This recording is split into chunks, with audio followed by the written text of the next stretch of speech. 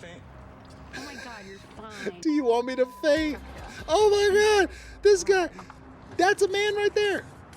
That's a man. He said, do you want me to faint? I take your man card. I take it. Hello, everyone, and happy Thursday again. Here we are on the best day of the week for Married at First Sight, the train wreck of all train wrecks, the epitome of crazy. Here we are. And it just gets more interesting because now we have others who are shifting into what may be the bigger of the train wrecks.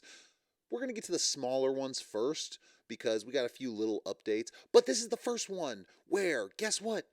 Orion and Lauren are not a part of it. Can you believe it? For some reason, they decided not to put them in this episode. I don't care, but they do bring some entertainment. So what are you going to do? First, make sure you follow, comment, subscribe, like, hit the bell. I appreciate all the support. We are at almost 250 subscribers. Once we get to 1,000, we might be looking at a weekly show. I can't wait. I appreciate all your support. Thank you so much. I do not take it for granted. Thank you, thank you, thank you. First, let us get to a quicker update. There's two, actually. For one, we have Becca and Austin. And then we also have Cameron and Claire. I would be lying if He would be lying. said that I hadn't really ever thought about how we were going to raise children. This is thoughts he absolutely should have, for sure. And I've talked about this. This is why I'm not going to go into deeply into it. Because we've talked about this ad nauseum. They both need to come to some kind of compromise or it's not going to work. Together, even though we had different beliefs, but seeing her in her element, you like seeing her as a mother, as to how good of a parent she could be. Of course. So he's seeing that she could be a good parent. She was never going to not be a good parent because she was not on the same page with you on religion. That much is true. But both of them are going to have to come to some kind of compromise about how they're going to raise their child. They can be in a relationship and have different beliefs. That happens all the time. It makes it a little more difficult sometimes, but it happens all the time. But when it comes to raising the kids, y'all have to be on the same page or it's going to be nothing but fighting, bickering, arguing, and that's going to roll over to the kids. So it's great that he sees her as a good mother and sees her as maybe having a lot of potential for that and sees her in her element. That's awesome. She did look great with the kids. But he's going to have to come to the realization that they are going to have some kind of compromise. And that doesn't mean just her compromising and saying, okay, religion's fine. No, they are both going to, because that is what a relationship is. So other than that, that's pretty much all they had going on. Not a whole lot this episode. Claire and Cameron had some medical things, which I think she actually broke his heart. The girl broke his heart. I have much to say other than I'm going to need a procedure done on my heart. It's going to be sometime in the next couple weeks. Did the stress of my separation from Claire broken heart, I'm telling you, broken heart. It's probably something that was going to happen. Maybe it accelerated it. So here we I haven't been doing anything. Walking. So in essence, since the whole thing happened, he's saying he's had a heart issue. His heart is fluttering. His heart is elevated just by simply walking up the stairs, and he's got to have a procedure now. Now, of course, she didn't actually break his heart. Of course not. However, stress can cause more issues, especially ones that you have underlying. So he might have had an underlying issue and the stress of it all could have accelerated. It's not her fault, obviously. But it does bring out kind of the care she had for him and maybe feeling like a little regret in how she handled it and not being a little more open beforehand. Because if you remember, she was kind of closed off to the touching, to the affection and everything, and then he turned a corner. I did say that he shouldn't have listened to Orion, for sure, because he did listen to Orion at some point with some advice, but it was always going to happen unless she changed, and she didn't. She always was kind of shut off. So I think she's having a little bit of regret now. Yeah. Tell me about Very the upset. guilt. Why Very are you upset. feeling guilty? I just feel sad that, It's very sad. he's been so stressed about all of this that, maybe that it's caused him to have, these health concerns. Of course he's stressed. Mm-hmm. Yes, of course. So she's thinking maybe the stress caused him to have some, and that's true. But it's not her fault. Of course she shouldn't blame. But this is an interesting thing because now she's kind of coming out with the emotional side with the way a wife probably feels, or a wife typically would feel about a husband, which is that, I'm upset, I'm concerned, I'm all these things. And I think, obviously it's too little too late. I don't see them rekindling anything, but it's, having this after the fact when a big event happens, even if it doesn't end up being a whole lot, it causes regret in a lot of people, and maybe thinking you should have done things differently because maybe y'all could have been something good. I don't know, but I don't think they're going to revisit, but we will see. You never know. You never know. Maybe Brennan will boop her. Boop. This person is an important person to me, and so the relationship I wanted to continue to develop is just like the checking in, the supporting, the being there for one another. That's good. So she wants to have that support now. You had that in a marriage. That is the problem with after the fact regret. Like, you make a decision, you think you're doing the right thing, and then you have this regret. I don't know why after just regret, not after the fact regret. Just regret. That's the thing with it, is you have a lot of people regret things. A lot of people wish they would have done things differently. We all look back at things and say, hey, I wish I could have done that differently. Unfortunately, especially with something like this that's so quick with a marriage, it's too little too late. But of course she can be there and be supportive. She told the expert that maybe her family can help and be supportive, and that's awesome. That's great. So hopefully going forward they can be just in a good place, friendly wise, if you will. On to the train wreck. So with these we have Emily and Brennan and Michael and Chloe. Michael and Chloe. So Emily and Brennan is a never-ending train wreck, but let's get to Michael and Chloe. So Michael, they brought him back for ratings, obviously. I still think the first one might have been staged, but the jury's still out on that issue. So they have him another. Let's see if there's any issues with her. I think they could be a power. Hold on. How the hell did they get Governor Gretchen Whitmer to be on this show from Michigan? Oh God, he's got his work cut out for him, buddy. And also, I think she's very sweet. Well, I don't trust what they very say. sweet, I and don't like trust that what they about say. her. Oh my gosh, I do not trust what they say. You can't trust what the experts say. She's very sweet. Okay, that's a way to start. That's kind of a soft opening, if you will. Let's see what kind of the other things she has are. Because when they just start off by saying she's sweet, or he's nice, or, whatever, it's a very broad term, and it kind of makes me think, is there more? And some's negative. That's kind of where my mind goes. The perfect car and the perfect job. And so I spent a lot of time making sure that I never made mistakes. Perfect. As a 4.0 student all the way through my senior year of college. And I realize now I spent so much time focused on the destination. Okay, so now she's saying she focused on the destination, getting to where she was going, she was the perfect student, all these things. That in and of itself isn't necessarily a red flag, but obviously she has some perfection issues. So what is she going to think when Michael comes along, who dances to the beat of his own drum, if you will? If I just to try to describe the guy, he's an interesting character. I'll say that. That's for sure. Projected my own perfectionist tendencies. And because of that, partners I've had have never been as open. She just said that she has projected her own perfectionist tendencies, and that is why partners have not been open.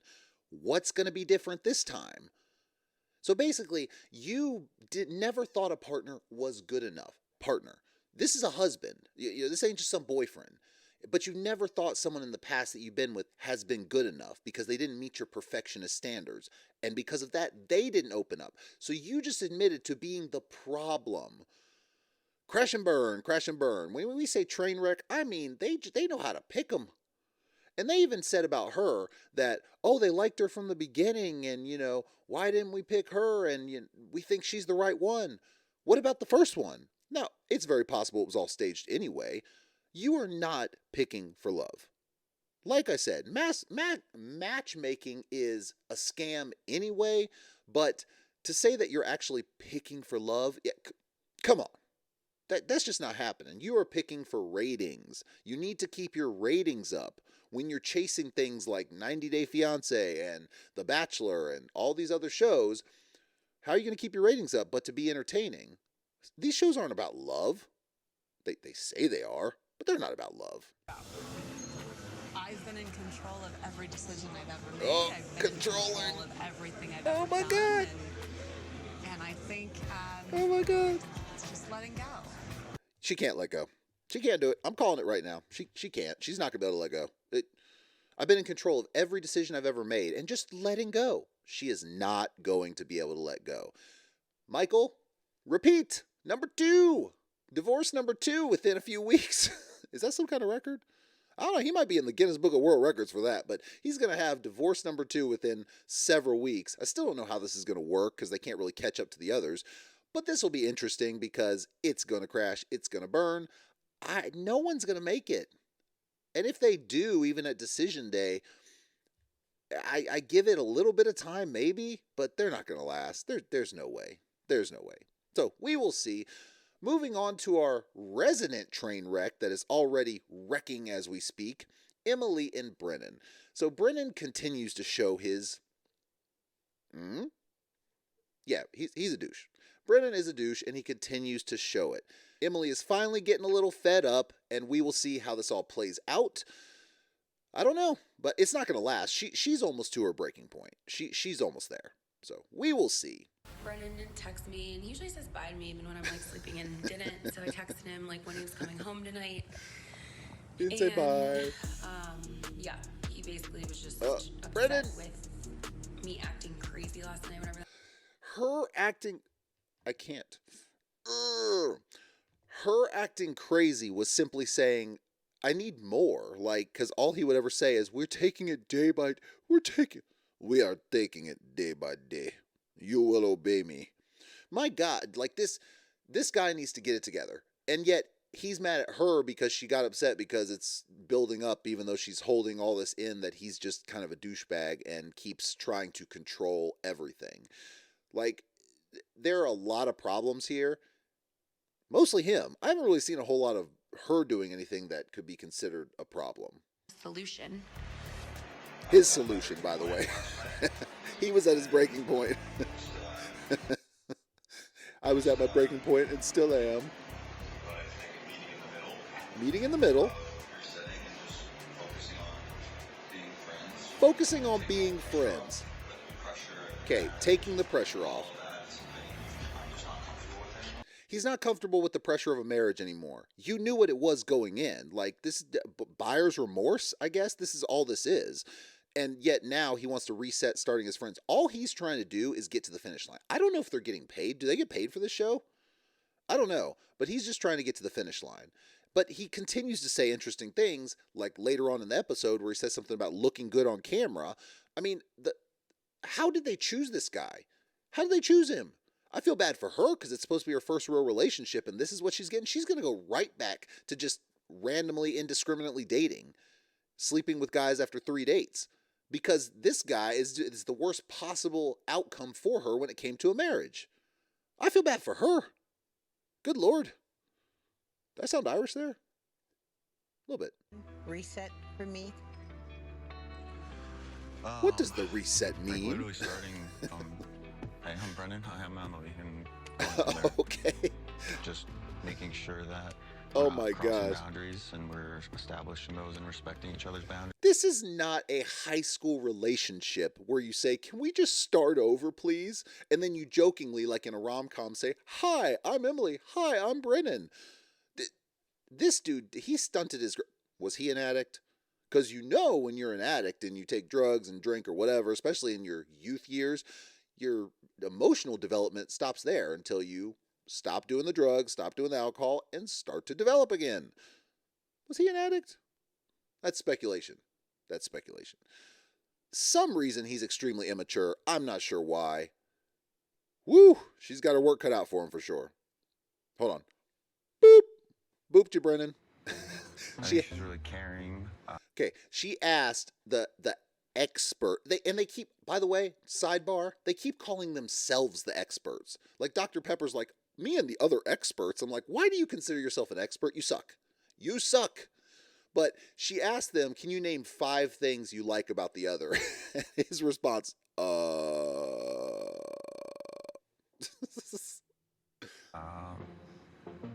This is just disturbing. Look at her face. Look. She can't take it. I think she's really awesome to hang out with. Really awesome to hang out with. And I think we just have a lot of fun together, so I appreciate it for all. Really awesome to hang out with. Have a lot of fun together. I would say you are What does she caring, say? Loyal, smart, funny, and trustworthy. Killed it. God. So you're like really fun and stuff. You're like really fun and stuff. And she comes off as just like caring, loving, respect, blah, blah, blah, blah, which I don't know how much of it's true, but just bam, bam, bam, bam, bam. Good. Googly moogly. It's usually how this goes. I use more words. Look at his face. Oh, he pissed. Oh, he pissed. We don't like to start off. He pissed. See that face? That's him saying, listen here. When we're together a little bit longer and we're off this TV show, this controlling fool, like seriously, he tries to portray this image on the camera.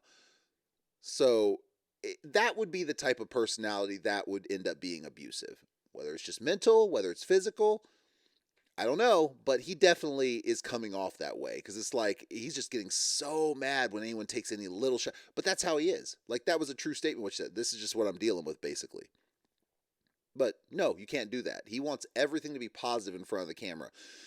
The point, if you're doing a real reality show like this with a marriage, is to show all the parts. Now, granted, it's not real. A lot of it is not real. But you got to go in thinking they're not just going to show the good. It's going to be the bad. But he is obsessed with trying to look good on camera. You shouldn't have come on the show, buddy. You should not have come on the show. So now next, she gave them an exercise. It was simply have fun, basically ask questions about each other. That's it. That's your exercise. She's basically like, well, it failed like we thought it was going to fail, so now we're just going to kind of lean into it. So now she's just, have fun. That's your exercise. God. Experts, ladies and gentlemen. Experts. God. My boundaries are... Fitting for you. Shot after shot. This is why I'm saying she's starting to speak up. Shot after shot. It's just like, because that was his whole thing. We need to respect our boundaries. We need to do this. We need to do that. This guy has no sense of what it's like to be in a relationship. I don't know if he's ever been in a relationship or they've just ended very badly. I would be really curious to see what his exes look like, because he obviously, all of this, mostly all of his flip and everything after the honeymoon is probably because he's just not physically attracted to her. I mean, that's all it could be. Now, so I'm curious, does he have a bunch of brunettes in his past, body type, all these things, because something changed. And it's not because, like, you don't look at her and like, oh my gosh, like, I get it. No, of course not. Like, she's not an unattractive girl. So what is it? But there's something there, and everything else is just like fruit from the poisonous tree, basically. Like, it's just all happening because this one thing, and he's just sabotaging. The hardest thing I've had to forgive is... That's a good question. My dad. I feel like I actually have a lot of resentment issues against him for like pushing me as hard as he did. And she growing went up, deep on definitely all with of these. sports and like other stuff, like decisions he made on behalf of me that I didn't have a say in. That So every question she got, she went deep on. Every question. And him was just like, really surface level, and then I don't want to answer that. I don't want to answer that. I don't want to answer that. So this is what I understand the frustration. I get it. Like, this is no man. This is no man. Do you want me to faint? Oh my God, you're fine. Do you want me to faint? Oh my God, this guy. That's a man right there. That's a man. He said, do you want me to faint? I take your man card. I take it. I'm taking it away. God. What the hell, man? Do you want me to faint? He said it's getting hot in here, and she just basically said, she's like, you're fine. God. When did men stop being men? Come on. When did this happen? Because it seems to me that the man being the strong figure is starting to die a little bit. And on this show, they're showcasing it over and over and over. This dude wants to look like he's tough, wants to look like he's hard, but then he says stuff like that. I'm like, who does that? Do you want me to faint though? I'm like really hot and stuff. I am speechless. That's twice. But you know, poor me. Not a great feeling to hear. So it's me. He's making it all about him, of course. This, I don't know how I don't know how she's still there. How is she still staying there? How is she still staying with him? I don't know. She should have left. She's trying to make it to the finish line. I think he's biding his time. He's certainly biding his time, but letting it be known basically now, I'm not going to choose you. So here we are. It's the train wreck of all train wrecks. None of them are going to last. They're bringing in Michael and Chloe from the bullpen that are not going to last. She's going to run him into the ground. She's not going to be able to relinquish control either. So you have two controlling people that are basically running your show right now. Put them together. You know what? Put them together and it'll explode and like create a supernova or like a black hole or something. Do that. Put Chloe with Brennan. That would be entertainment. That right there. Drop down, drag out fights.